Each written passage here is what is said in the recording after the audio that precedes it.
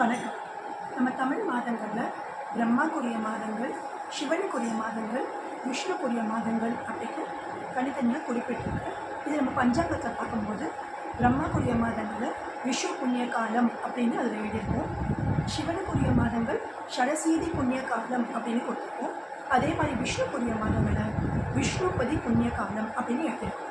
So இதை பார்க்கும்போது நம்ம இதை தெரிஞ்சுக்கலாம். இந்த விஷ்ணுபதி புண்ணிய காலம்ன்றது ஒரு வருஷத்தில் 4 வாட்டி வரும்.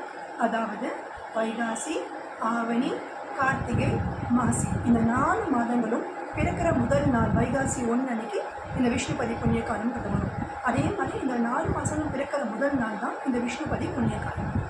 இதை இந்த நாள் கரெக்டாக இந்த நாள் இருக்கும்போது விஷ்ணுபதி புண்ணிய காலத்தில் இந்த விஷ்ணுபதி புண்ணிய நேரம் அப்படின்றது தான் ரொம்ப இம்பார்ட்டண்ட்டாக கருதப்படுது. அந்த விஷ்ணுபதி புண்ணிய காலம் அப்படின்றது 1:30 மணிலேருந்து அன்னைக்கு காத்தால 10 மணி வரைக்கும் இருக்கும். அது 9 மணி நேரம் டைமு. ஆனால் கோவில் எப்போ காலையில் திறந்த உடனே நம்ம வீட்டிலேருந்து கோவிலுக்கு போகும்போது 27 பூ கையில் எடுத்துகிட்டு கோவிலுக்கு போகணும். தாயாரையும் பார்த்துட்டு பெருமாளையும் பார்த்துட்டு கொடி மரத்துக்கிட்ட முதல்ல ஒரு நமஸ்காரம் பண்ணிவிட்டு அதுக்கப்புறமா ஒரு சுற்றிட்டு ஒரு பூவை கொடி மரத்துக்கிட்ட நம்ம பிரார்த்தனை நம்மளோட பிரார்த்தனையும் நியாயமான கோரிக்கைகள் எதுவாக இருந்தாலும் அதை நம்ம சாமிக்கிட்ட அப்போ வேண்டிட்டு ஒரு பூவை போடணும்.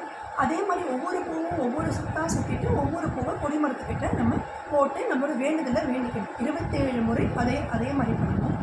முதல்ல ஒரே ஒரு நமஸ்காரம் பண்ணிவிட்டு நீங்கள் கொடிமரத்தை சுற்ற ஆரம்பிச்சோடனே 27 வாட்டி சுற்றி வந்த உடனே அதுக்கப்புறம் கடைசியாக முடிக்கும்போது நமஸ்காரம் பண்ணிவிட்டு நேர கோவிலேருந்து வீட்டுக்கு.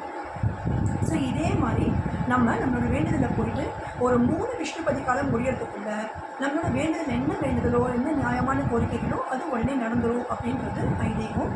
இது சித்தர்களால் சொல்லப்பட்டிருக்கு. அதனால் இதை நம்ம ஃபாலோ பண்ணும்போது நமக்கு என்ன வேணுமோ அது நல்லது கிடைக்கும். கோவிலுக்கு போக முடிஞ்சவங்க கோவிலுக்கு போகலாம். கோவிலுக்கு போக முடியாதவங்க அந்த நேரம் 10:30 மணிக்குள்ளே இதே டைமில் நம்ம விஷ்ணு சஹஸ்ரநாமம் வீட்டில் படிக்கலாம். விஷ்ணு பூஜைகள் பண்ணலாம், பூஜை பண்ணலாம்.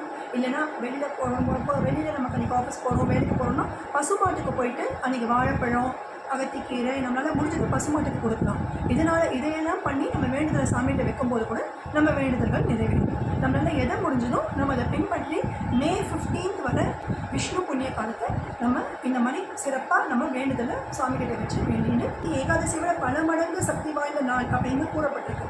அதனால் நம்ம பெருமாள்கிட்ட போய் வேண்டின்னு நம்மளோட பிரார்த்தனையை நிறைவேறணும் அப்படின்னு நம்ம வேண்டிட்டு வரும்போது நமக்கு ஒரு சந்தோஷமும் நிம்மதியும் நமக்கு கிடைக்கும். நன்றி.